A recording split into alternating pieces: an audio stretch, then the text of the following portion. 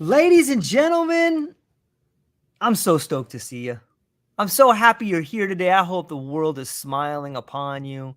I hope if you're having a tough day, you just decide to start laughing at it because you know what? Beautiful things happen and you got to be in the right frame of mind. And I hope this podcast is going to be a beautiful one for you. Got a great guest for you today, the one and only Clint Kyles. We talk a lot about the world of psychedelics, spirituality, and the intersection of them. And our conversations tend to go all over the board, but I find them to be very fascinating. And I really love the way in which Clint finds ways to weave the thread of reality through the different ideas we talk about. So, Clint, how's it going today, my friend? It's going great, man. But speaking of taking things in stride and having joy, in the face of challenges. This morning I got to unbolt my toilet from the floor and set it aside, and so we can talk about all these ethereal things, but we all still live down here in this grungy, hands-on world, and that's a beautiful thing too. So yeah. Uh, explore the ethereal, but keep your body and mind also tethered to the humble origins of our fleshly, creations. Yeah, that's well said. Keep your head in the clouds, but your feet on the ground. And Yeah, I've heard it said right, that way.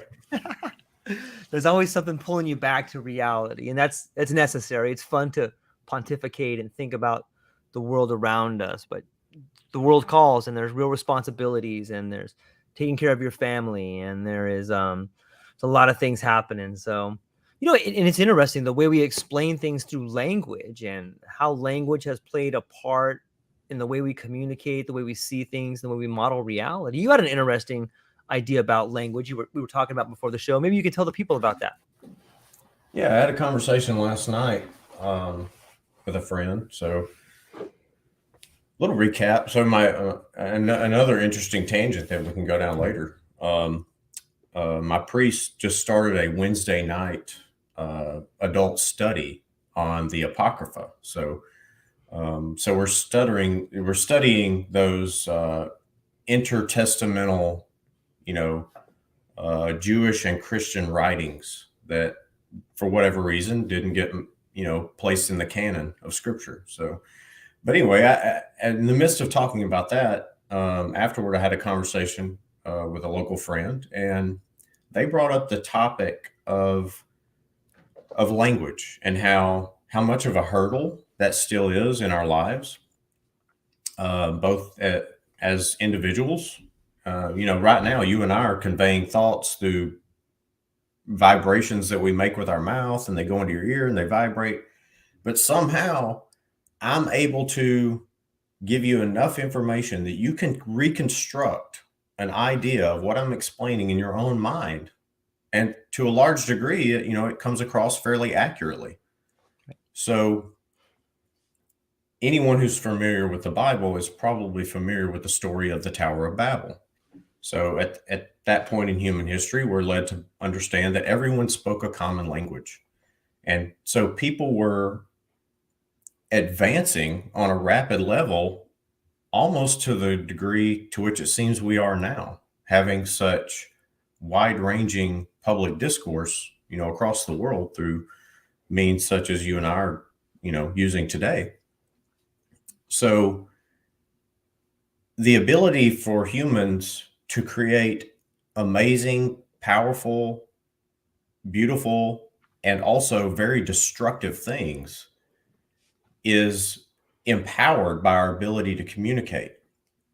And so apparently they were on such a high level of technology and communication that God saw fit that this could go awry. And so he introduced confusion amongst the languages. And so that put a pretty significant halt. I mean, that's almost like turning off the internet today. Right. And if you can't even communicate with your spouse or your next door neighbor, imagine what kind of chaos, confusion, and almost like a total societal reset that produces.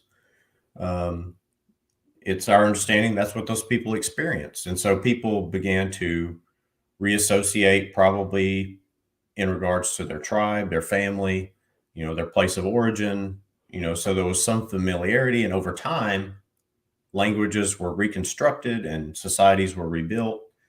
Um, but we still suffer from that curse or intervention, if you will.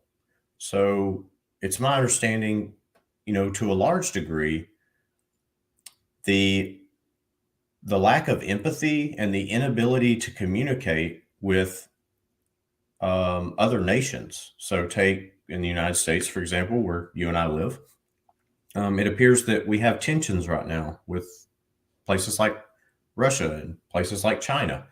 How much of that is largely due to our inability to communicate, our inability to understand humor, nuance, um, subtleties in speech that you and I have no problem understanding because we come from a common heritage, culture, and language. So we're still kind of living under that intervention to some degree. And this may lead into something else you and I want to discuss, like how AI and technology are drawing us closer together and giving us, equipping us with the ability to make positive or negative change very rapidly. So when you can communicate ideas over space and time instantly, that can be used for great good and it can be used for great ill. And so I don't know. I'll just stop right there. We can flesh that out more because at some point I would like to introduce the topic that not only is language a barrier to our communication, but at some point in the future, might language even be a hindrance to communication? Mm. If that makes any sense. Yeah, let's figure that out. I would like to address a little bit in the beginning. I think the story, the lessons that I have taken away from the Tower of Babel is fascinating as well. It's what a great way to divide the world by stopping them from communicating. The same way we do in prisons when we put people in cells, we don't allow them to talk to each other. If we really want to punish somebody, we put them in isolation. It's not uncommon to read stories of olden times when they would cut the tongues out of liars or thieves so they couldn't speak to themselves. And there's anybody who's read about strategy in prison understands the prisoner's dilemma, where if you and I go to prison or we get accused of a crime, if the cops come to you and play good cop bad cop, oh, George, Clint ratted on you, but if you tell him right now, then you go free and he goes to jail, or vice versa to you. The only way out of that particular dilemma is for us both just to not say anything. So this idea of speech, this idea of communicating, I think is at the foundation of all of our problems. Another example that I learned moving from the West Coast of the United States to Hawaii, where there's all these different cultures, is that in the Eastern cultures, there's no sarcasm. Sarcasm is something that was made in the West. So if you say something sarcastic to to a lot of people in a different Asian culture, they look at you like you're crazy when you have this joke going on that you have in your mind. But what you're really doing is just misconstruing the facts. And that's just one example of the way language gets misconstrued. So yeah, I really think that the lack of our ability to communicate effectively is at the root of so many of our problems. It's fascinating to think about. But man, maybe you can speak a little bit more on the last part of that topic about maybe you can speak a little bit more to what you finished off with there. Yeah. So let's assume we reach a point, Okay, in the future where we share a common language, we share a common ability to understand sarcasm, understand right. humor, understand the emotions behind our words, the nuances, and yet still we're still doing that same thing where I make vibrations with my mouth and they vibrate your eardrum.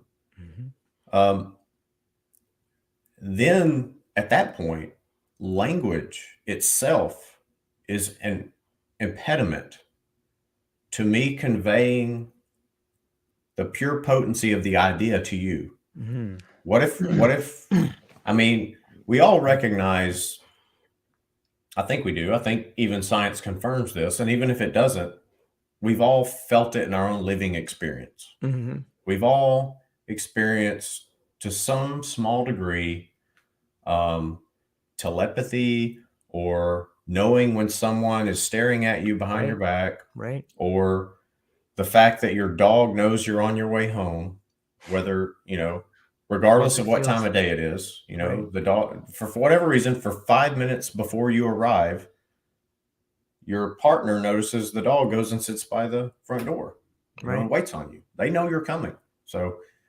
um, and quick side note, anyone who's investigated the work of Rupert Sheldrake, Dr.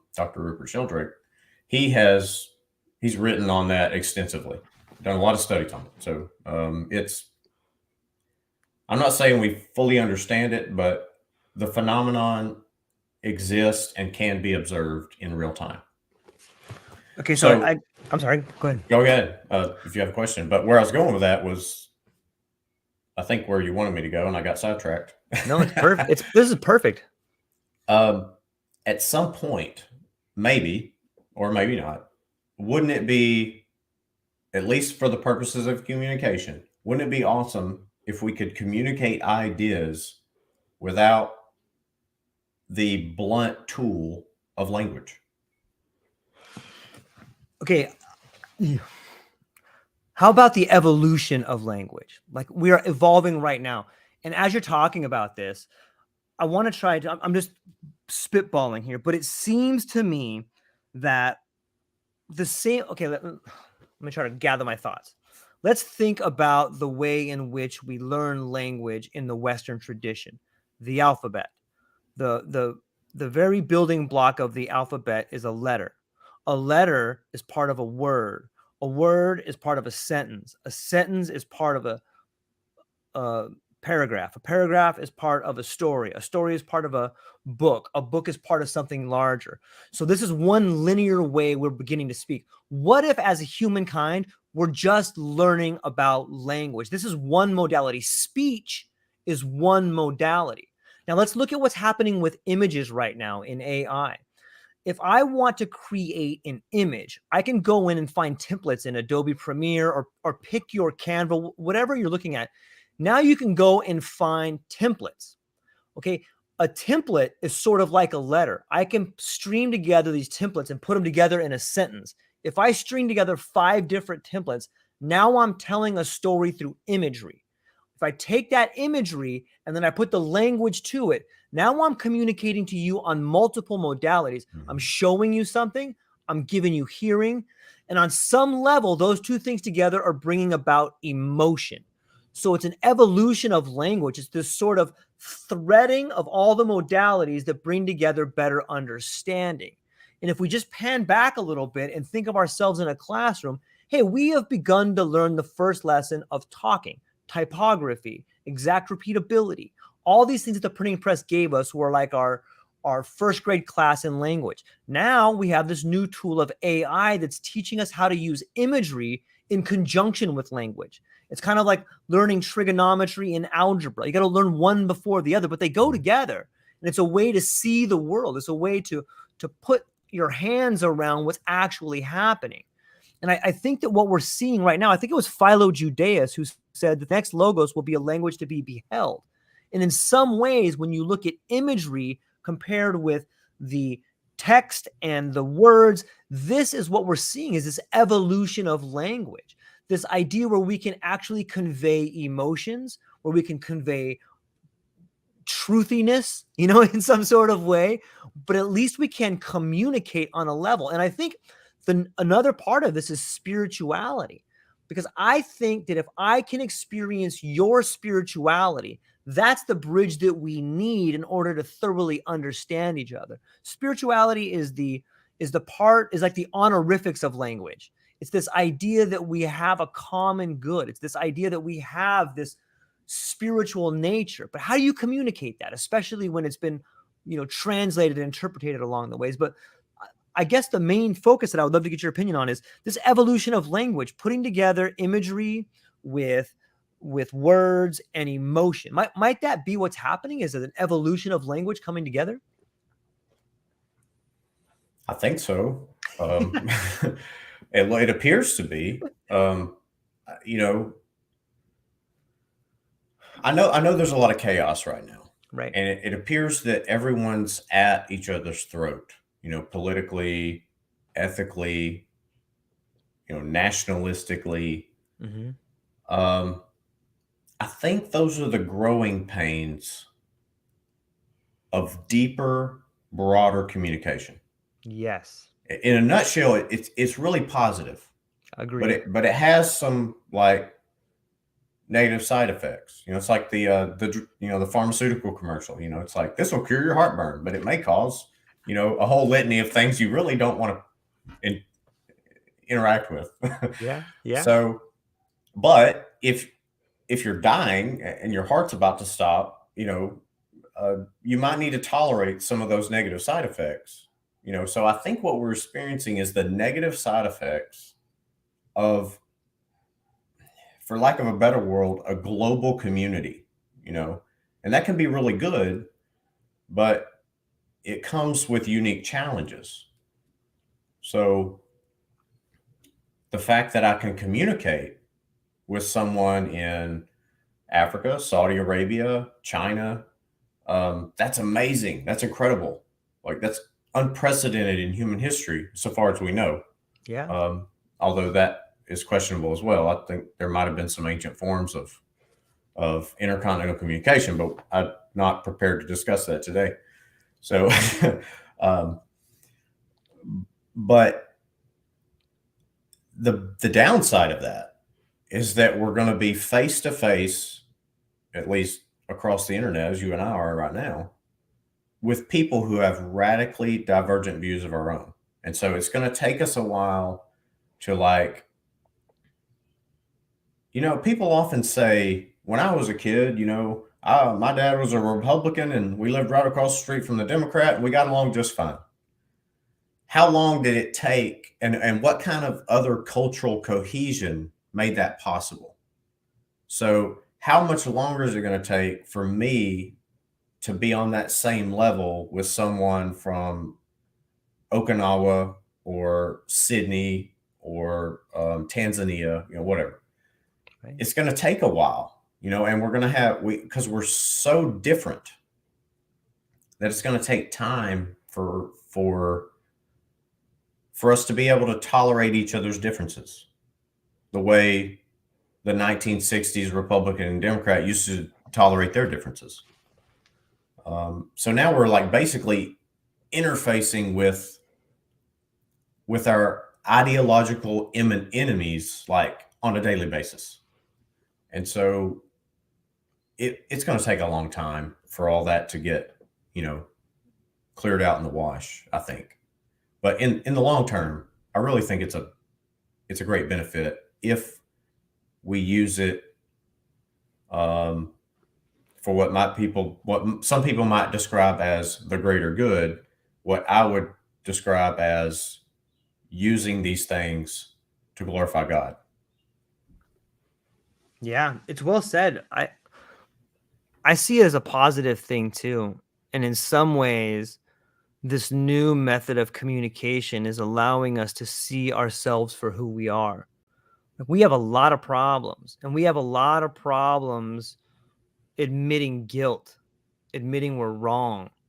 And when I have to look at the what's been happening in the Ukraine or the Middle East in my name that I sanctioned by paying my taxes, and look at these families that I murdered, look at these families that we murdered, for what? Like, we have to come to grips with that we as a country in our name decided to murder all these people in the names of resources. And like these people on the other side of the earth have every right to want to hate us. Like, imagine how we would feel if we were on the receiving end of that. The idea that we have to stare our darkest fears in the face. They say when you stare into the abyss, it stares back. But I think that's what's happening right now, is that we as a humans are getting a really good look at some of the horrible things that we've done. And there's a big portion of us that want to deny that we did it. The only way out is through. Like, we have to come to grips with the way we've lived in the past is atrocious. We're still living through the Middle Ages in some ways. We may have gotten rid of the Iron Lady and these ways of torture, but in a lot of ways, we're still enslaved, and I think that what's happening now with this revolution in communication is that people are beginning to understand that we're pretty similar in a lot of ways, that we want a life that's best for our kids, that we don't want to be ruled by an authoritarian figure that doesn't care about us, that we want to have a voice, that we're more than just a walk from the hospital to the graveyard. And these modes of communication are allowing us to do that. And the rate of change is happening so quick that it's freeing up information. Another thing that I believe is happening with communication in this revolution is somewhat the loosening of patents and the loosening of copyrights. And when that happens, this free flow of information allows for rapid innovation. It allows for people like you and I, who came from hardworking blue class families, where our mentors were people that got up and worked 14 hours a day, and that's all we knew. I didn't know you could retire at the age of 30. No one told me that there was like a method where you could do that. But now, perhaps there's a young version of you or me in a third world country listening to this podcast. It's like, what? You can retire at 30? And then they begin exploring that. But when we loosen the reins, when we allow the gatekeepers to be pushed aside, and we allow for the free flowing of information. And that's what the promise of the internet does. And that's what good communication does. And in some ways, bringing it back, that's what the Tower of Babel tried to stop people from doing, is let's cut these people. Let's not let them talk. It's too much coming together. So yeah, I think that what we're seeing with communication, while very painful for a lot of people, very painful to look at ourselves and admit our flaws, what we're seeing is a rapid increase in self-awareness, a rapid increase in self-responsibility, and hopefully a rapid increase in self-love. And that's what communication is going to do for us if we stay on this path and we're able to find a way through. I want to pivot to this idea of, a lot of people are afraid of AI, but let me ask you this. Can technology help bridge the gap in understanding and tolerance among different religious and spiritual beliefs in facilitating cross-cultural dialogues and experiences? What do you think? I think it absolutely can, if we use it properly. Okay. If we don't use it as a baseball bat to Right. further entrench ourselves and then beat up on others. I don't know. This is easy for me to say, because I've never been one to want to impose my faith, my politics, my agenda on other people. Um, I believe in the carrot versus the stick philosophy. If if I'm living out my ideals and they prove to be worthy of of application, then others will model that should they so desire to. So I think this is where a lot of the angst, frustration, fear, bitterness, all that comes from, is being constantly exposed to people who disagree with you. And so if we can learn to not take that personal, and we can learn to meet people where they are, regardless of our differences, discuss those things. And I know that's challenging, because some of us have such different ethical, moral, spiritual paradigms that it really is hard. It's easy to say and it's hard to do.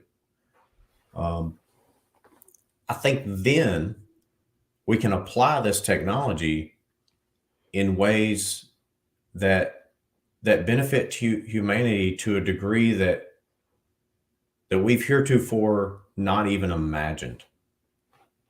And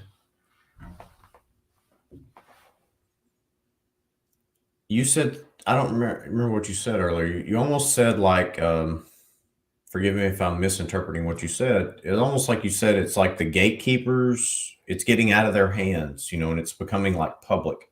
Right. I think the future of technology, and Lord willing, economics and money is going to be open source.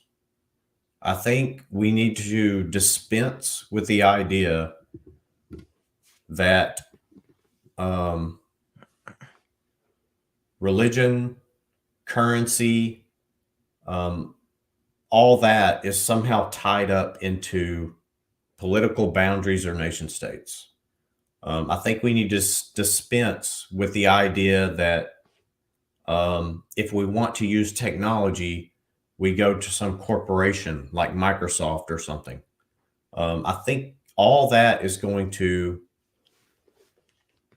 and there's going to be a lot of growing pains through this process as well, because the people currently who manage those facets of life are not going to release their control very Right. willingly. So it'll take time. But I do believe that we've reached a point where we can participate in and share the production of technology, money, governance, all those things can be shared amongst people in a way that's equitable and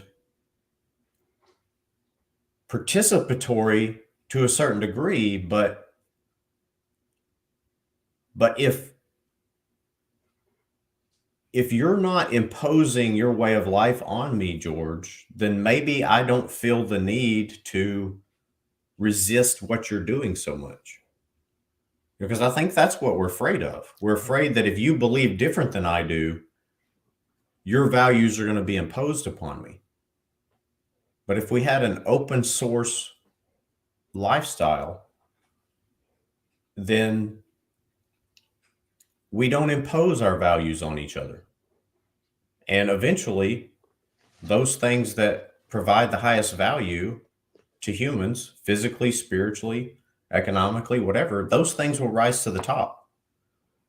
If we're not being opposed, if those systems aren't being imposed upon us. I guess it's like an absolute free market concept. When that goes across the board, be it spirituality, economics, governance, whatever. And that may sound like a utopian pipe dream to a lot of people, but I've always believed that if you aim for the stars, at least you might reach the moon. So will it ever be perfect? I doubt it, but it could be a lot better. We really could have. I mean, everybody's kind of dystopian right now, but I really think we could have an amazing future. I agree. I think this is what freedom looks like. So many people are distraught, and mostly because they watch the news, mostly because they listen to the propaganda machine that is just screaming at the top of its lungs about the nuclear war, and this guy's going to jail, and this guy's dumb, and la la la.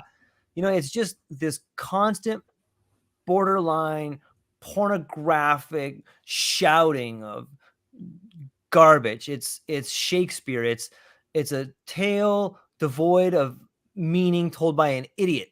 Like, that's what's going on right now.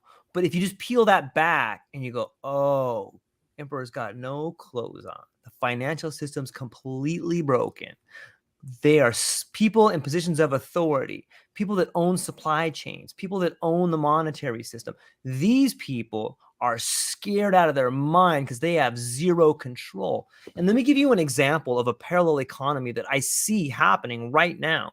And you need not squint your eyes to look at it. When we think about the idea of NFTs, a lot of people are like, NFTs, man, that's just a bunch of silliness. But let's look at what the Bored Ape Yacht Club did. For those who may not know, Bored Ape was like, it was this phenomenon of NFTs where these people created these digital images, and on the surface it looked like they created these silly images and they all became multimillionaires. That's what happened on the surface, and that's for the people that don't thoroughly understand. But what you saw right there was a unique collective of artists, a lot of whom were very talented in their fields, be it engineers, be it artists, be it painters, be it coders, all these very incredibly talented artists and professionals and engineers. They bought into a collective and they say, listen, we're going to buy this token, and whoever holds this token, we're going to come and help them. If you bought into our collective, I am going to give my time to you to help out your project. And they did. And they became wildly successful. Imagine having the power of an underground team of the most talented professionals at your disposal. Imagine having like McKinsey or a think tank. Hey, I want to have a podcast. Hey guys, here's my token. I'm calling in my favor. And I bring in 100 individuals from around the world to make my podcast the greatest podcast in the world. Boom. Alternate economic model. No taxes involved, no governments involved. Me and a team of talented people working together to make my dream come true. And when someone kicks in their token, now this thing that I have built, I use my machine, my brand, my personal thing that was helped by the rest of the world. I take my machine and I go help somebody else do it. This economic model is happening right now. And if people are interested, there's a cat named Israel Wilson who's starting a brand new one. Kid's phenomenal. He's ahead of the game. Check him out. Go buy his NFTs. Get in the collective. Tell him George Monty sent you. Hey, True Life Podcast sent me Israel Wilson. He'll be stoked on it. But these are the economic models that are beginning to happen. These are the parallel economies that the gatekeepers are so busy worried about. Oh, well, how are we going to keep these things? And we're going to start our own CBDC.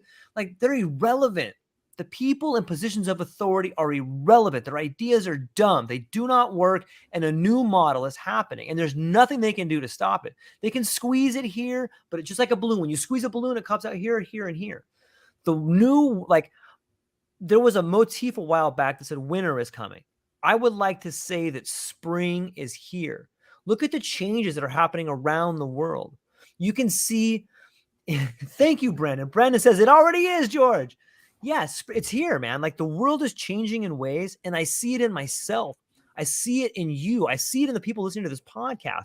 The amount of change that's happening in our life echoes the change that's happening in the world.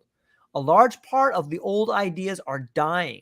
And when things die, they create the fertile soil for new plants to bud and grow. It's an incredibly painful time, but all change is. And I want people to focus on the beauty that's about to come. You're seeing buds begin to open. You're seeing opportunity begin to happen. And for those people that have the courage to walk away from their 9-to-5 right now, there's never been a better opportunity right now to get in the ground floor of this new emerging world that's happening, this creator economy, the podcasting, e-webinar, starting your own business, becoming your own brand. This is the future. Start something now in the creator economy, and I promise you, in a year, 2 years, 5 years from now, you will be better off than you've ever dreamed of. Well, I don't know. It's kind of a shot out the back door, but what do you think? I think you're absolutely right, brother. Real quick, Of course, man. The NFTs. Yeah. You know, when I saw that whole, I didn't participate in the like buying and selling of images and all that stuff. Right. But I recognized the potency of the technology. And so when all that was really hot and people were talking about it, and people were, in my experience, were mostly dismissive of it. Right. And I just noticed a comment there. Let me quickly tell everyone, I do not have the comments on.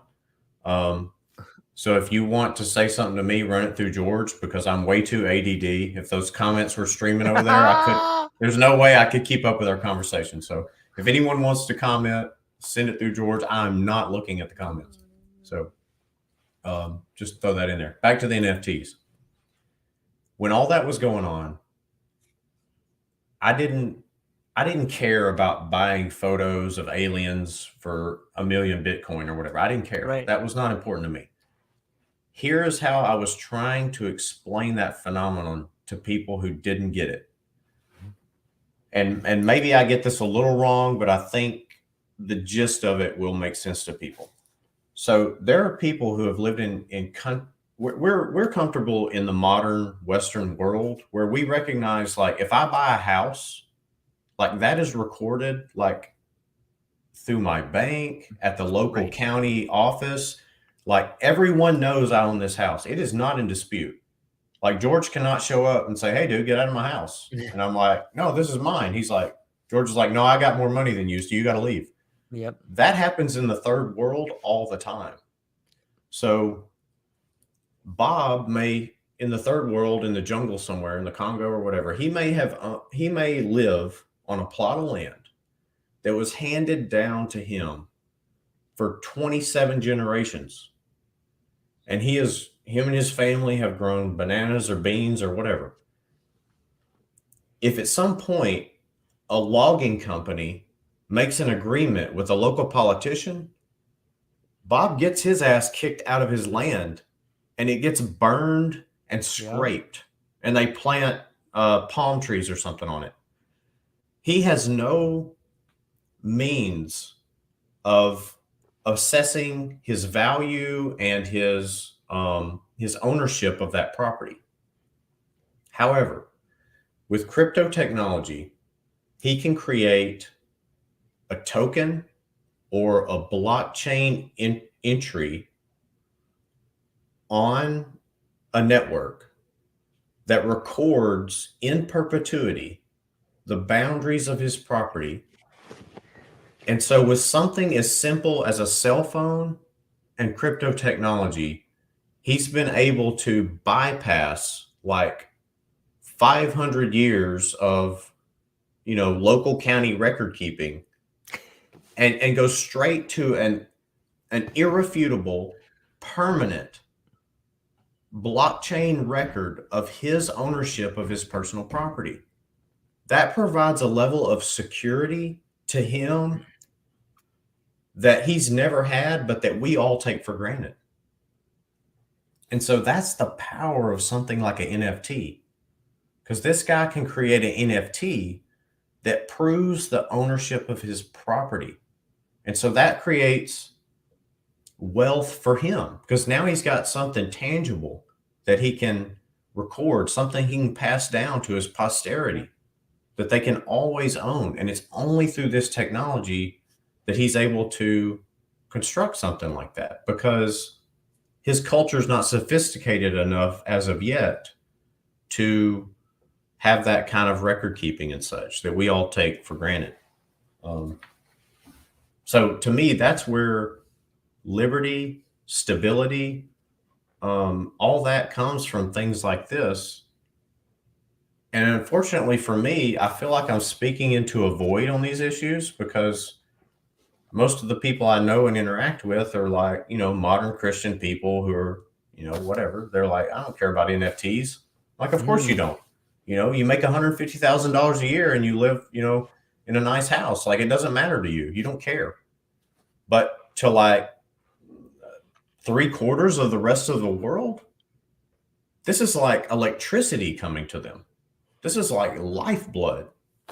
And we're just ignoring it. But it's gonna transform the whole third world. I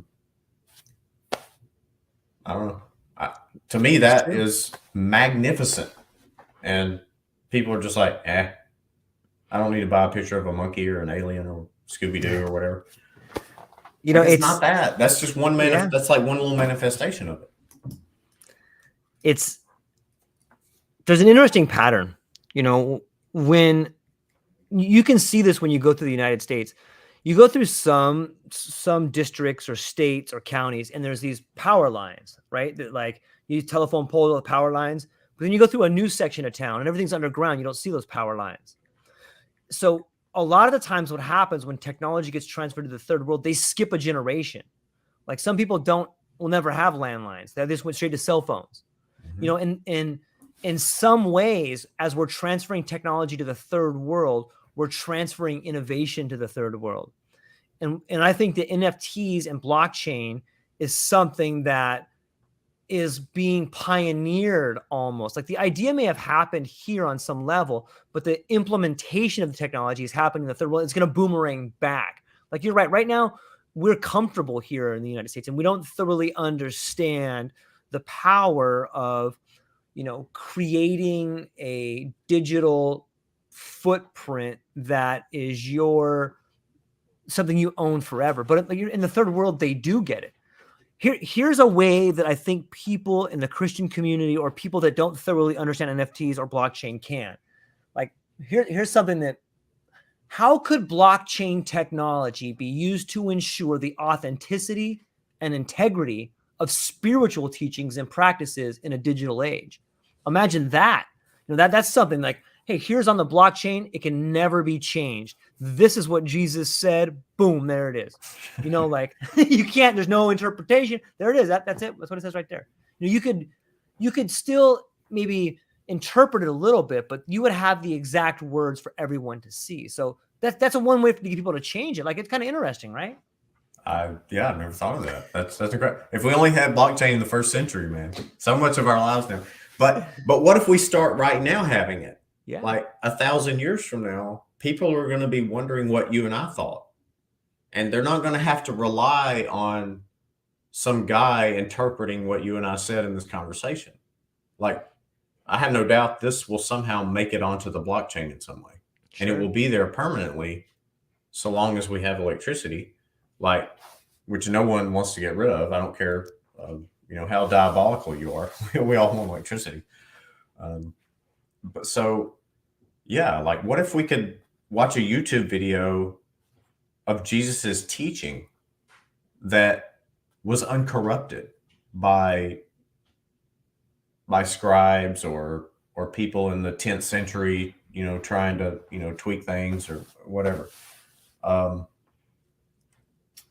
as a person of faith, I believe that maybe every word of scripture was not perfectly and inerrantly transferred, but I think God wants us to have the tools to live a healthy, peaceful life. And I think by some mechanism, He's transferred that information to us in a way that we can intuit and make sense of and apply in our lives.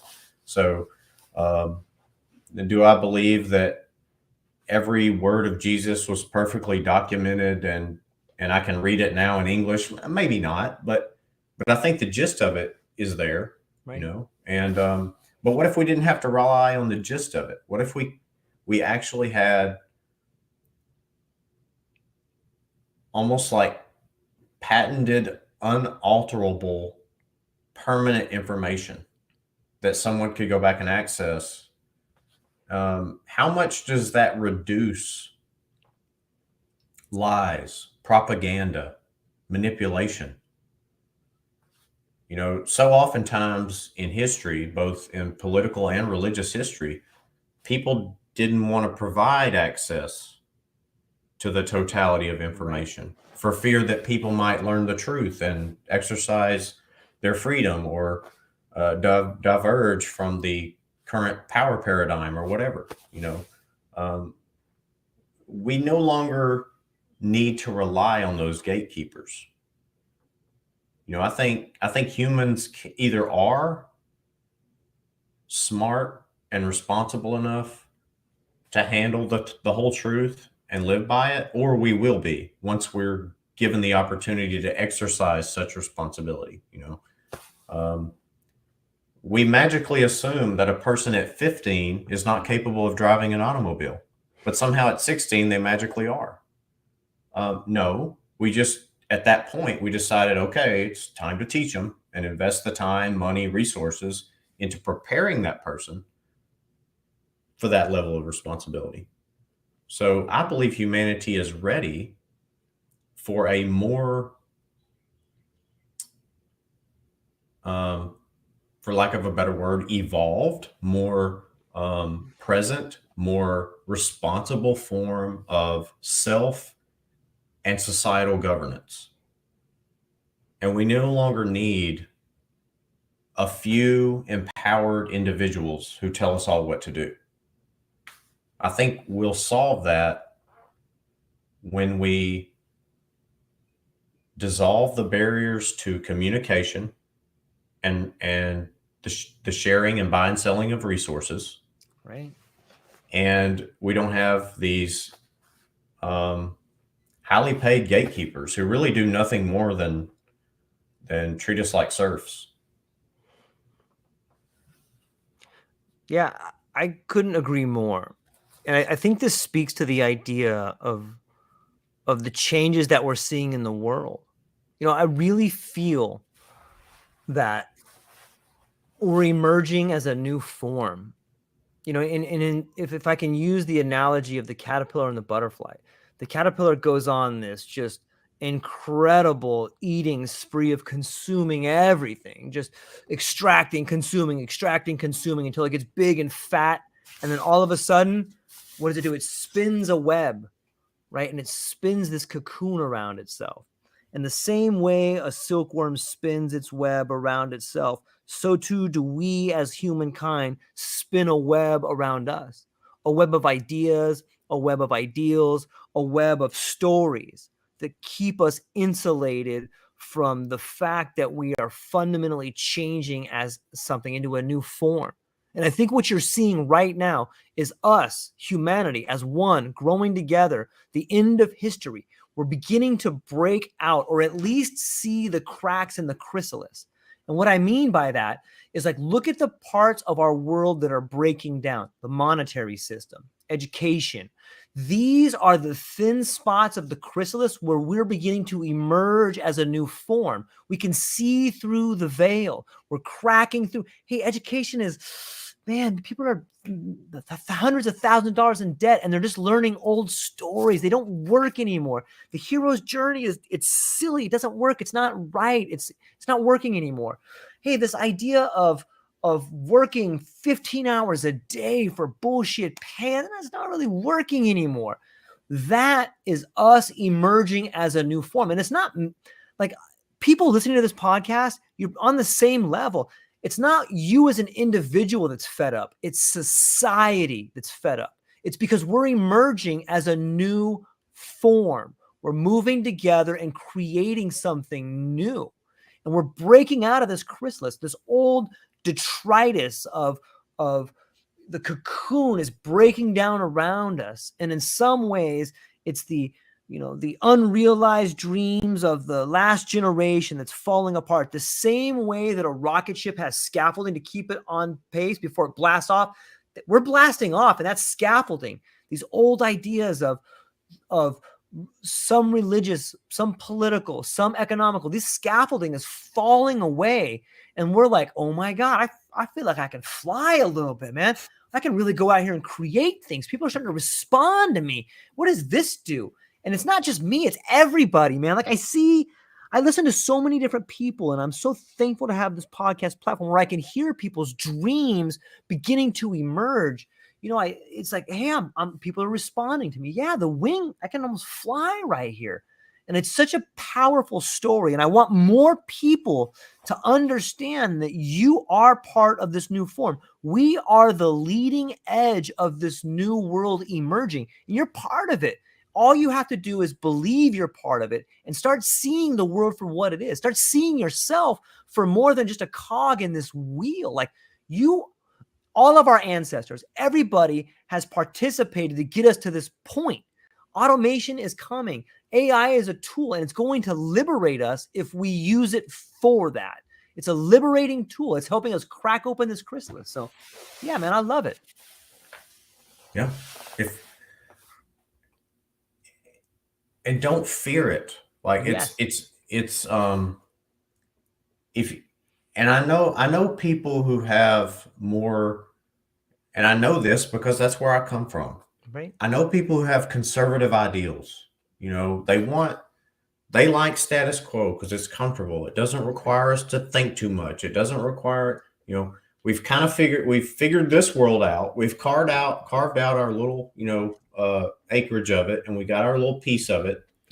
And we're like, okay, I locked down, I've got my resources, I've got my checklist, I've got, 100 pounds of beans in the closet, I've got everything, and it's like, so if things go to hell in a handbasket, at least,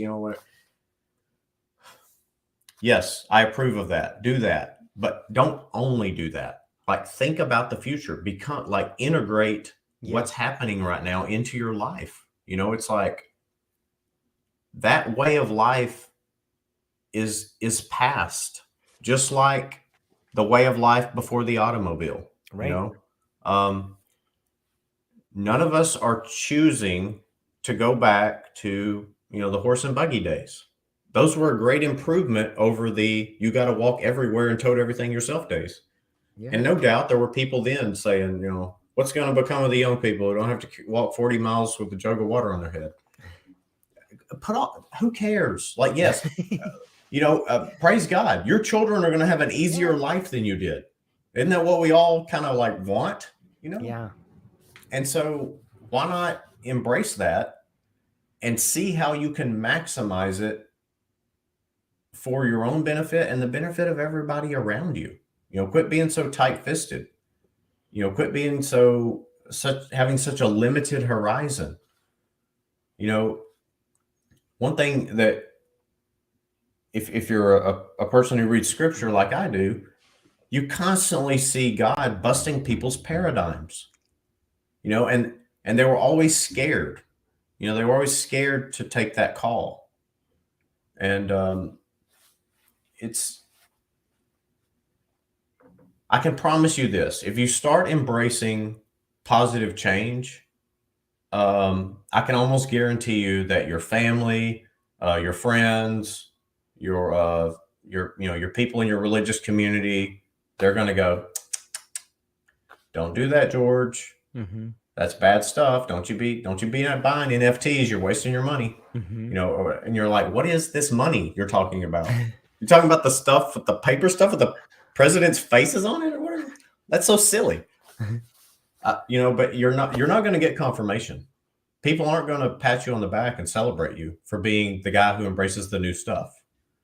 I know all about that because I'm a traditional conservative Christian who's saying like, "Hey, I think psychedelics might have, something to offer." And so, that unwillingness to entertain the potential of something because it has been either demonized or uninvestigated or whatever. You just have to be willing to participate in the change of technology and exercise it in ways that can benefit you, your family, and your community. And if we do that, how is that going to destroy us, or how is that going to offend God? If we're actually acting as his hands and feet in the world, doing the things that we were put here to do, I believe. I believe that if I can make positive impact in my family, my community, my neighborhood, that radiates blessing and it's infectious. And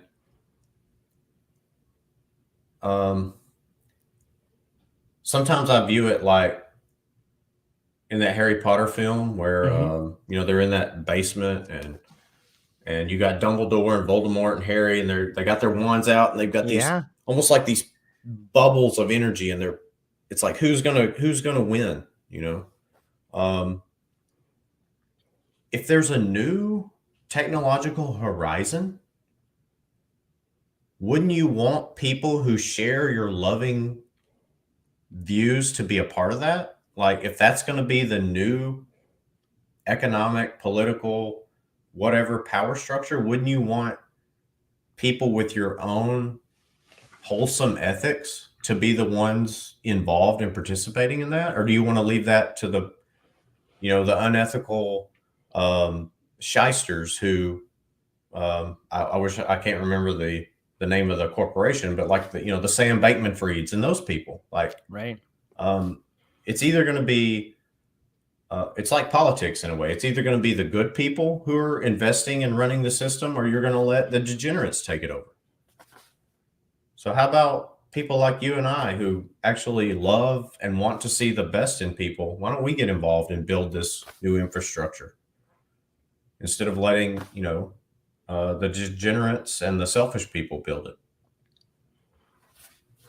I An love idea. it. Yeah, it's interesting that you use the Dumbledore from the Voldemort. Like, if you think about those two spheres of influence that are like, look how powerful we are. Like, what if we're just like, hey, you guys, we'll just be over here. We're not gonna even pay attention to you guys. Congratulations on your wands, man. We'll be over here. And like we're creating our own thing while they're like, look how powerful we are. It's like, yeah, dude, fantastic, man. We're over here doing our own thing. And by the time they realize they're so busy fighting, they don't realize everybody's left them. They're like, yeah, how come no one's watching? Like I think that on some level, that's what's beginning to happen is that, the bread and circus, the dog and pony show it's not, the game is not worth the candle. And for so many of us, it's like, what are we doing? Like, this is so silly. We work so hard for so little. And the harder we work, the more of our profits are kicked upstairs. And, we've seen so many of our families just be disintegrated. And, the the lack of morality that has corroded our society, where there's no longer respect for our elders, and we just cart them off to old folks' homes, and we cart our kids off to centers, and we just go work for some faceless corporation that sees us as a number. Like, no wonder everyone is dying and miserable and looking for something new. However, that being said, maybe that's what it takes. The same way that coal is formed into a diamond from pressure, maybe that's what it takes for us to create a better world, is for us to all get to this point where we've had enough. And once we've had enough, then we begin growing together and creating these new systems, creating this new form, and understanding that we're all suffering. And instead of blaming each other, like, we should be empathetic. Like, that person feels the exact same way I do. I don't care what their creed or their color or their orientation. I don't care, man. I care that they're suffering. And I care that there's a class of people that are oppressing us. Like, let's just stop feeding this machine that is oppressing us, and just stop paying attention to them. And I think that on some level, spirituality is that bridge. I think spirituality is the lens through which we see each other as each other. You know what I mean by that? Like, I can see my spiritual nature in you, in the words you use, and the communication, and the language, and what you practice, what you preach. And that's one thing that I think bridges the gap in geography, whether you're in India or China, or you're Ukrainian or Russian. Like, you and I have no problem with the people of these other countries. So how can there be all this crazy war and fight for resources when the very people are the exact same as us? Like, I don't, and I think that this gets us back to the idea of communication. It gets us back to the idea of these tools. Now, all of a sudden, we have these tools to communicate effectively and see what's going on and break through the illusion. And, I'm hopeful. I'm hopeful, Clint, that what we're seeing with this technology will allow us to communicate in a way that we've never communicated before. I think it's happening. I do too. And I think it's giving us the power and the capacity to rediscover things that humanity knew in the past. Yeah. We discussed earlier, you're having these podcasts with David Solomon where y'all are discussing like ancient mystics. Yeah. These people had discovered radical truths, and for whatever reason, over the centuries, people decided that was no longer valuable, or maybe they didn't even in their own time. Many of them in their own time, they didn't. No one appreciated it, Right. and it took pain, suffering, liberation, whatever, in the centuries that followed for people to say, "Wow, like this person really was onto something." And so this ability to communicate, like we're gonna we're gonna rediscover wisdom in the past that was it was like a I'm going to use like a farm metaphor because I Yeah. understand, about animals and stuff. So it's almost like an egg that was laid that was never set on. It was like this beautiful golden egg was laid there, and it was just like people forgot about it. It got covered up with the dust of history, and Yeah. at some point, someone's going along there, you know, uh, running their tiller, and they hit something like, "Whoa, what's this?" Yeah. And now you can gestate that egg and hatch it, It's beautiful. and it's gonna birth whole new ideas and appreciation um, for the human spirit, for who knows what. Um, the possibilities are as endless as the amount of contributions human minds have made over the centuries. This brings up so this makes me think about, as we're emerging as this new form, what if the idea of time and language, we had it all wrong?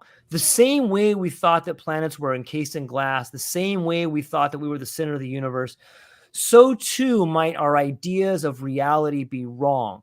What if we can communicate with the past? What if we can communicate with the future? What if the words of the mystics that we're talking about is a way for us to communicate with the people that came before us? Why can't we have a dialogue with people that have already died? It sounds like we're already doing that.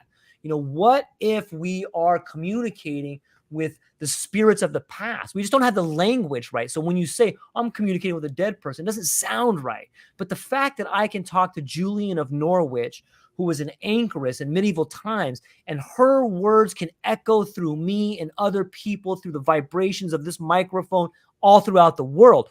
Boom. That's a whole nother type of language. We're communicating with everybody who's ever came before us. And what happens when you as an individual can harness the power of every teaching that came before you, and those teachings can flow through you to inspire other people? I think we're on the cusp of thoroughly understanding time, language, rationality, and modeling reality in a way we never have before. And it can happen so fast. Like just in my life alone, things have been happening in the last 6 months. I think it's happening for everybody, but it's a matter of wrapping your mind around modeling reality in a new way. What do you think? Yeah, it's almost like the faster this goes, the more rapidly change happens. Yes. And I don't. It's too much for me to even take in. When when I started my podcast, which is like 2 or 3 years ago, I was I was so afraid to launch it because I was like, man, I'm going to be, put in a box of crazy, druggy, whatever. Yeah.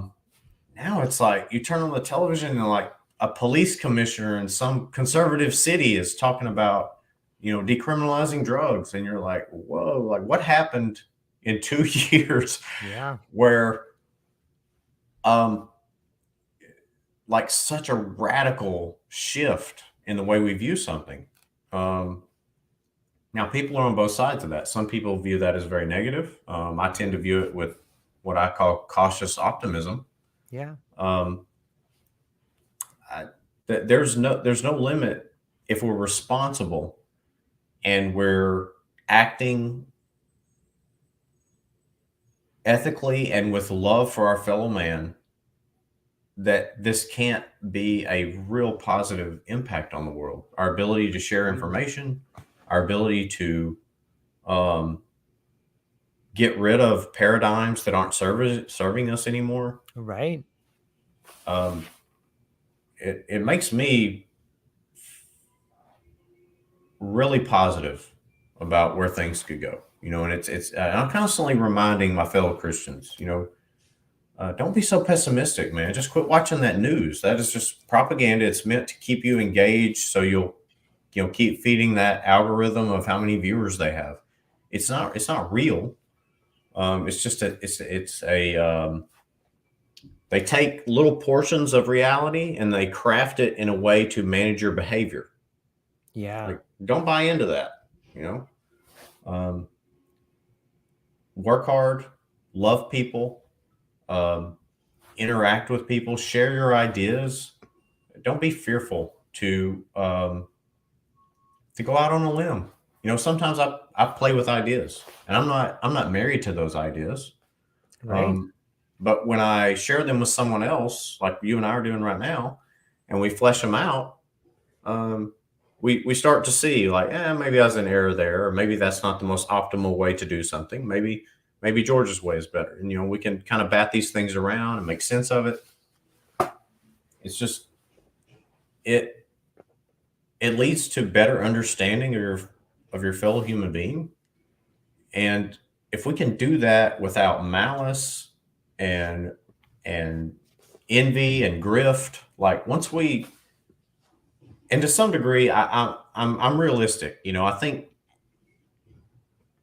a lot of those negative emotions are just part and parcel of the human experience.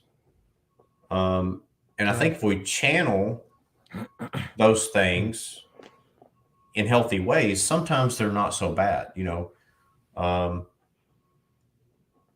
a teeny, I'm hesitant to say this because it's all about framing. I started to Right. say, and I don't know if this is me going on a limb and throwing an idea out there. I started to say that a tiny bit of envy might get you out of bed in the morning, you know, and then you might say, man, my neighbor has a Lamborghini. I'd love to have one of those, you know, and you go out there and you create an awesome podcast that changes people's lives. And in turn, you get that money that allows you to buy the Lamborghini, whatever. I don't know. I'm just throwing that out there. So, Yeah. like, if we can take the things that we consider as negative or sinful influences in our life and steer those in a healthy, loving direction, like we can even use the negative impulses if we understand them properly and channel them in a different direction, one that doesn't lead us to hate our neighbor, but Mm-hmm. one that leads us to love and respect our neighbor, Right. then like that can be a positive impulse to lead us in ways that perpetuate love and service. I think. I don't know. Just throwing No, that out it's there. it's beautiful, and I think it I think it ties back to this new dimension of language. I honestly believe that the world is talking to us through us. And what I mean by that is that, like, let's say you go out and you see your neighbor's Lamborghini. Might that be the world telling you, like, hey, you can have this if you're willing to work hard? Hey, I'm trying to inspire you in my own language. You know, and if we just maybe take the words from the Gospel of Thomas and understand that God's kingdom is all around us, but so few of us actually see it. Might the world be trying to communicate to us through us? Everybody that you see is an image of God. You yourself are an image of God. So when you see somebody out there that is doing something that arises emotion in you, ask, what is this emotion telling me? What lesson am I supposed to learn? And you could say, God, what lesson am I supposed to learn? Earth, what lesson am I supposed to learn? But the message is that the earth, that God, the creator, is speaking to us all the time if we have eyes to see and ears to hear. The world is communicating to us what we can do to not only be better for ourselves, but to better our relationships with ourselves, our family, our community. And I believe once you begin tapping into this, that the world unfolds in front of you. The path sort of opens up and shows you, and it's not an easy path, but there is a path there. You know, when we see this in scriptures, in sacred texts, in visions, in dreams, this idea that the world is communicating to us through us. If people can just remember that for a moment, just meditate on that, or take some time in quiet contemplation to think about it, and you'll begin to see the signs of God all around you talking to you. And when you begin listening to that and seeing that, you begin embodying that, and the changes in your life begin happening. I honestly believe that the world is communicating to us. It's constantly challenging us, and it's wanting us to be better, and it's giving us the answers in the form of a budding flower. Nature reveals truth. Nature is the kingdom of God all around us. And if you turn on the TV, think again of doubting Thomas. Like, why would you listen to this voice of insincerity when you have the world of nature? Look outside your window and then look at the TV. Which window do you want to look through? You know what I mean? But I really want to push that issue. I want to say it one more time, that the world is speaking to us through us. I think it's a beautiful way to look at it. And I think it harkens back to this idea of language we were talking about. We're beginning to understand a new dimension of language, a dimension that transcends time, a dimension that transcends things that the end of history in a sort of way. But this new dimension of language is here for people to understand if you pay attention. Yeah. And it kind of reminds me of something you discussed, I guess it was yesterday, Yeah. with Mr. Solomon, like Julian of Norwich, saying all manner of things shall be well. Yeah. You know, that, like, when you look at the news and you see the chaos and you see the political and religious violence in the world, like, it's hard to reconcile that. You're like, are you sure all manner of things will be well? You know, but that kind of reminds me of like Romans chapter 8. You know, like Paul says that and a lot of people disagree on this passage, like what it means and stuff, but all things work to the good of those, you know, to the glory of God. And it's like, when you stop interpreting everything that happens in the world as like personally according to you, like, you can begin to see like a cosmic view of it all and be like, in time and in the Logos, all these things that we view as positive, negative, are in some way reconciled to truth. You know, somehow, ultimately, and I think most of us recognize this, at least in a kind of a remote, distant way. It seems like the balance never gets too out of whack. You know, it's like it's the old pendulum swing, right? You know, thing. We use that kind of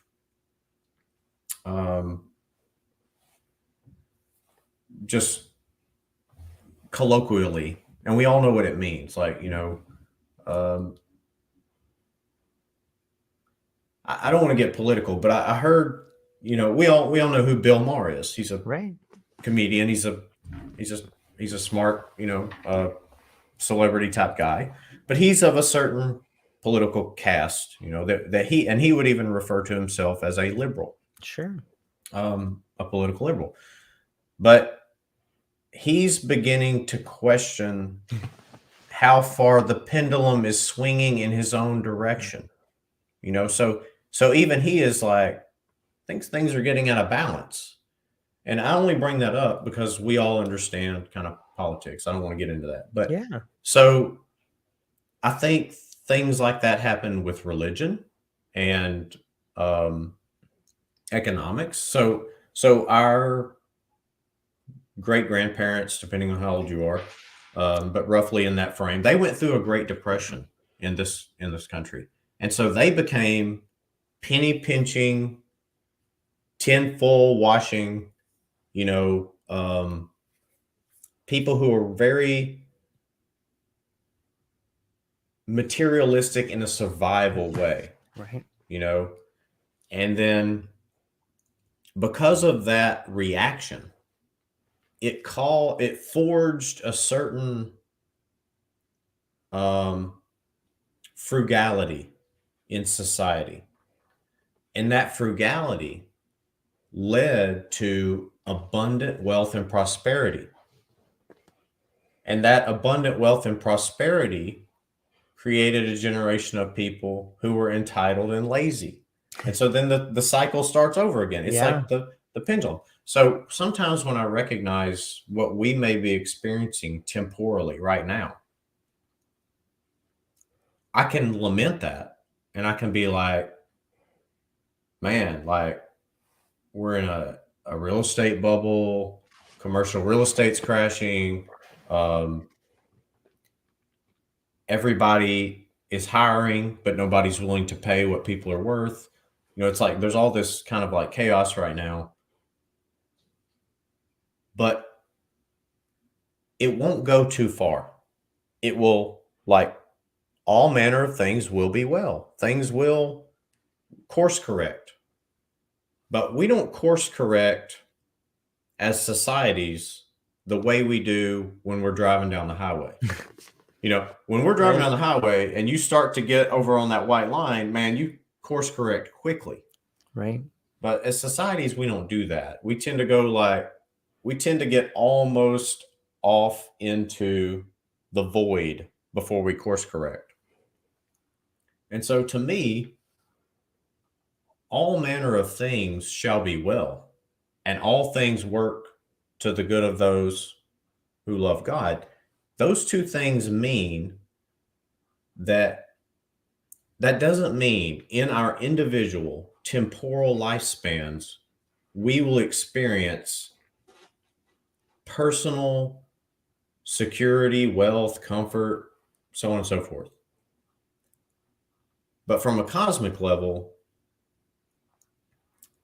society will course correct over time and will seek that golden mean, if that makes any sense. Yeah, 100%. It's,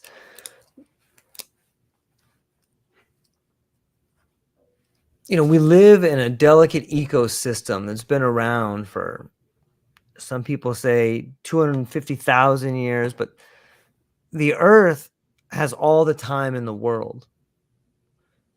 Humankind may be a footnote on that which graces the planet Earth. You know, so many species go extinct, and the time we have here as an individual human being is but a thought in the mind of God, just boom, like that. So it's very difficult, and it makes a lot of sense that we would be like, oh no, the world is ending. Like, for us, it is ending. Each one of us is going to get a front row seat of our own death. But the idea that we would be here for the death of the world is kind of silly. You know what I mean? And sense to see how neurotic we are, because we have this small timeline when we look at our lives, and we have echoes. We can see our parents' life. Some of us can see our grandparents' life, or we can learn stories about our great grandparents' life. But we're only here for a short time. And so everything is a crisis. You know, think about all the stories that you have heard in your life. Like, this is a once in a lifetime event. Like, that's a lot of once in a lifetime events that have happened lately, you know, whether it's the Maui fires or the hurricane, Katrina, the Twin Towers. There's a lot of once in a lifetime events that are happening. And started thinking about that. Like, the world's moving pretty fast. And so I'm just echoing what you say in that, you know, there is a balance. And I think that whether it's Julian of Norwich or Rich Roll or the mystic tradition in general, it's a way of calling to us from the past the words that all will be well. It's a way of the God, the creator, the world kind of walking up to us and putting his arm around us and being like, just take it easy, man. Or maybe it's the footprints. Maybe it's God carrying us right now because we're so neurotic. Like, okay, this is where I carry you. But I think it speaks to the idea of faith. And I think that what we're seeing in some ways is this new revival of spirituality. And I'm hopeful that this new level of spirituality via communication is a world spirituality, a sort of a return to the ideas of shared faith that weaves in between all religions. You know, you often hear about the finger pointing to the moon, but so many people get caught up in the finger instead of staring at the moon. You know, and I see it echoing back to us. And So much of what's happening in this world, it can be frightening, it can be scary, especially if we listen to the news and we look at our own timeline. It's very frightening. But if you just take a step back and you look at where we started and where we are now, things are getting better. The world is finally starting to get to a place where we're admitting we're wrong. And I think that's a huge aspect. Like, that's the point where you can really begin to make change in your own life. And if we as a world can admit we were wrong in a lot of ways, that means a lot of positive change for the planet. Like, hey, we really messed up here and we're acknowledging it. And for anybody who's gone through a 12-step program, or anybody who knows somebody with addiction, or anybody who's had problems in their life, be it a marriage, be it abuse, acknowledgement and awareness is a giant step in getting past the problem. And I think that that's where we are as a world right now, is acknowledging, hey, we got a big problem. And this is the first time the world's kind of coming together and being like, yeah, we got to do something. You know, and we may not understand, we haven't decided what it is, but people are coming together, and not just the world leaders, not just the economic forum, but people like you and me, people that are listening in Spain, and Bob and Brandon and Adam that are listening to the show right now. We're all coming together and we're part of the solution. We're putting forth our answers. And like you said, this could be out on the blockchain for 100 years now, and people could be listening to this and be like, hey, this was the roots of change that began to happen. These were the seeds that were planted. So everybody listening, understand that your voice, your actions matter. And if you want to create real change in the world, just start creating it in yourself. And I think you'll begin manifesting that change in the world, I think. And it's a beautiful time, Clint, and I'm really excited about it. And, you know, it's an amazing time to be alive. And I hope people tend to see it that way and shy away from the fear and embrace the change. Yeah. And for the first time in known human history, you and me and everyone listening to this and watching this have the opportunity to participate in a way where their voice is actually heard. Like in the past, that wouldn't have been the case. You would have, you could have prayed about it. You could have talked to your spouse or your local community about it, but never could you have been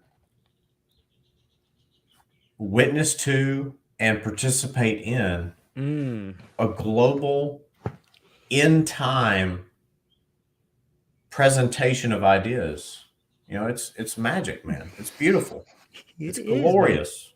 And I'm so glad to be where we are right now. It's such a gift. It's such a blessing. And I'm just going to keep doing it. I don't know what we're doing here, George, but whatever it is, I think it's powerful. And I think people are learning and they're sharing, and we just haven't seen the fruit of it yet. It's like planting a garden. So you get out there in March and I don't know about you can probably grow a garden 24/7 in Hawaii. But the rest of us have these things called seasons, Right. And you get out there in March and you till up that soil, you plant those seeds, and you just don't see anything. And then when you finally do, it's so small. And it's like, man, is that really ever going anywhere? Mm-hmm. But if you start to look at the world and the things that you plant, right, the ideas that you put out there, the investments you make with your love and your finances and your contribution to your local community, it may be just a little seed, but it's like if you water that thing and you give it the nutrients it needs. So it does take a little bit of priming the pump. You got to invest in the world. You got to, like you said, you got to get out there and do something creative. It really is creative, because you are an image bearer of the Creator. We are creators because we were created by a creator in the image of a creator. So when you exercise your creativity, you're doing God stuff. You are exercising oneness with God when you create. And if you do that with love for your fellow man, I know that sounds like a trope, but it produces beautiful fruit and you can't stop it. It's like that balloon you were talking about. Yeah. They can try to snuff it out and they may make some limited progress, but I think if you have pure intentions of love and service and you plant those seeds, I can't promise you will ever see the fruit of it, but I can promise you that that fruit will come in due time when it's needed.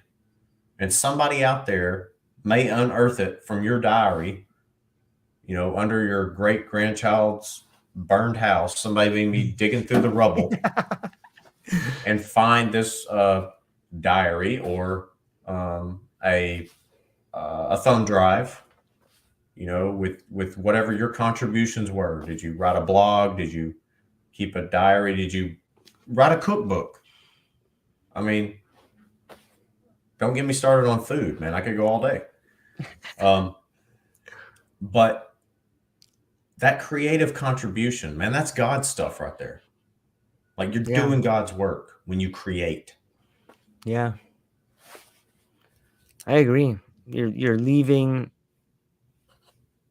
the signature, God's signature on the world when you embrace the creative experience. And so many people I talk to that do things always talk about, oh, when I was creating that, I felt like something was working through me.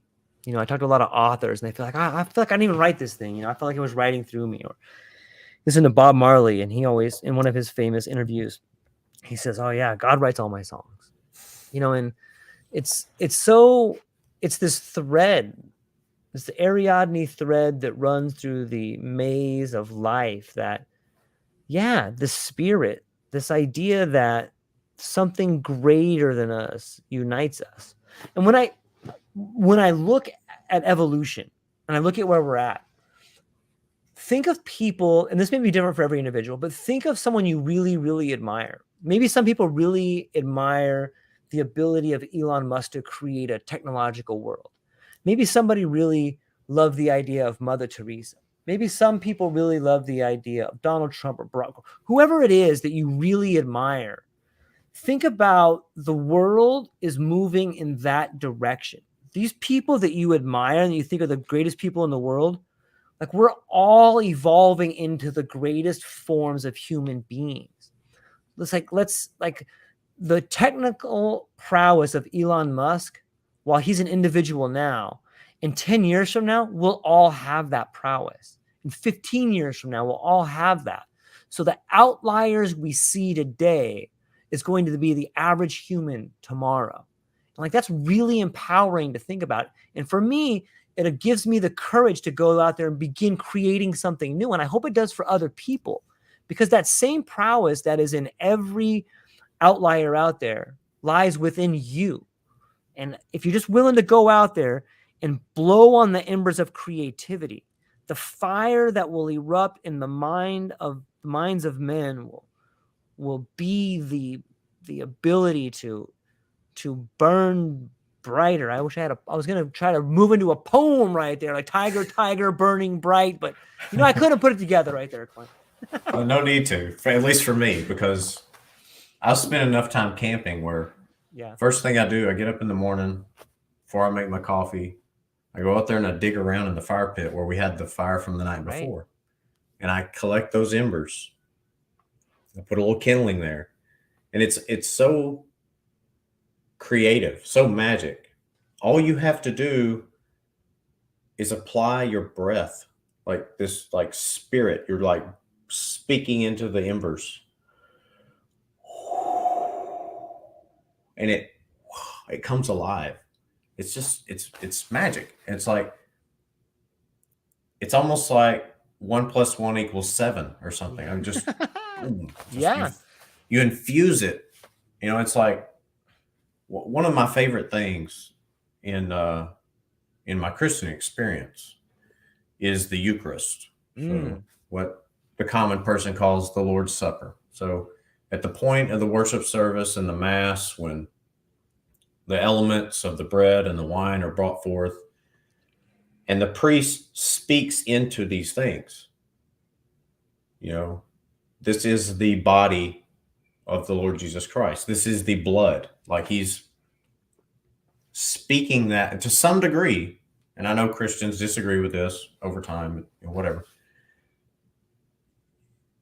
Whether you believe it as symbolic or potent and accurate, he's breathing into truth these elements, giving life to them. Again, whether you believe that is real or not is a side issue. Mm-hmm. Like that's what it's the same thing we do when we put our energy into a task, into the life of another individual. Like we have the ability to breathe life into ideas, into our fellow human, into organizations. And we are creators. And we have creative power if we just exercise it. And I might not always model that to the best degree. I'm trying to be a creator. I'm trying to be more I'm trying to be a better image bearer of the creator by creating. So take home message. Go out there and create things, people. Come on. That was beautiful. I love it. And send me a link to it. Whatever you're creating, I want to know about it. I want to learn about your podcast. I want to learn about your cookbook. I want to learn about your blog about Zoroastrianism, whatever. I want to hear it. So make it and share it. Put it out there. Inspire people. People should know that if you think something is interesting, then so too will other people. The things that you're seeking are seeking you. They want to be amplified. And if you're not yourself, then how will your tribe find you? Just begin it. If you can dream it, you can begin it. And when you begin it, you inspire other people, and it begins this incredible snowball effect. This is such a fascinating, Clint. I love our conversations. Like we just start, and then we move down these fascinating roads that are. I feel like I walk away inspired from them, man. Thank you. I certainly do. So hopefully it doesn't end with just me and you. Hopefully everybody out there is learning and growing from this also. So yeah, hopefully we inspire. We'll just have to do it again, won't we? Of course, we'll keep blowing on the embers and breathing into the ideas, and hopefully start a flame that burns bright. It's at least burning bright in us, and it gets us through our day, and hopefully it gets other people through their day. Because I really want everyone to realize how beautiful they are, how strong they are, and how needed they are. More than ever, we need everyone right now to understand their gifts, because the world needs them. And before I let you go, though, Clint, what do you got coming up? Where can people find you? What are you excited about? Well, I just recorded a podcast yesterday with a gentleman. I'll be sharing that as soon as I get it edited. And in all my desire to sacrifice my ego, George, I'm just not there yet to have live podcasts like you do. I don't know why, but eventually I'll get there. But so yeah, once I get this edited and put up, and then I'll have a new episode out soon, and people can find that at thepsychedelicchristianpodcast.com or on all their various podcast apps and such, or they can please reach out to me, contact at thepsychedelicchristianpodcast.com. And I would love to hear your story. I'd love to share your story if you're in any way tangentially connected to the Christian experience, and you have thoughts and ideas concerning psychedelics. Bring them my way. I'll hear them. I'll interact with you. If you're not comfortable sharing that with the world, that's cool too. Just share it with me. I'm not gonna unveil you to the world or anything, A lot of people are still, in the closet about their interest in such things, and I respect that, Yeah. especially within a Christian context. I get it. So, yeah, I'm just excited about having more conversations like this, George, because I think when we share this, our ideas, um, that's what kind of gets back to what we talked about earlier. We no longer have to rely on the powers that have been opposed on us. Right. We can actually live beautiful, wholesome lives in community that don't require some gatekeeper to manage our interactions. We can just lovingly share our life with others, just like you and I did right here. Yeah. In some ways, it almost feels like we're going through another Reformation where we no longer need an interpreter to tell us the word of God. We no longer need gatekeepers to hold patents or copyright. It's like we can have the free flowing form of ideas through the internet right now. And I'm so thankful for you and the message you're putting out with the podcast and the people you have on there and everyone listening today. For everyone listening that may be interested in psychedelics or psilocybin, there's a gentleman right here, Magic Myco. If you Google Magic Myco or Myco Coil, you'll find Doma Nunzio. And if you go to his website and you type in True Life, there's he'll give you a break on any product you buy. So go check out Doma at Magic Myco. Google the Myco Coil and check it out for all the listeners on mine and Clint's podcast if that's something you're interested in. But Clint, I'm really thankful for your time. I love the way you see the world, and I love bouncing ideas off you because it makes me sharper. And they say iron sharpens iron. So thank you for your time. And check out the Psychedelic Christian podcast and check out Clint Kyle's. The links will be in the show notes. Got a great podcast. He's an amazing individual, and I really love sharing time with you. So that's all we got for today. Ladies and gentlemen, I hope you have a beautiful day. Aloha.